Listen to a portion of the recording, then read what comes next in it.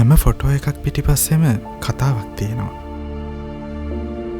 සමහර වෙලාවට ඒ කතාව කියන්නේ මම නෙවෙයි. සොබාදාමමයි.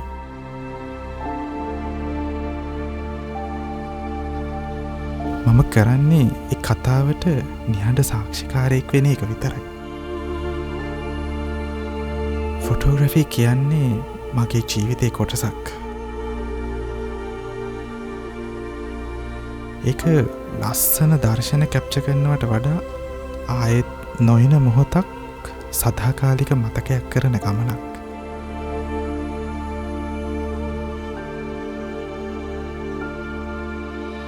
ඉතින් මස්කලී කියපු මේ ගමනෙත් මම හෙව්වේ ෆොටෝ එකක් ගන්න විතරක් නෙවෙයි.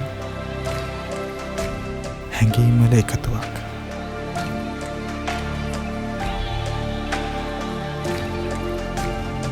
සමහර මතක වචනවලින් කියන්න බෑ.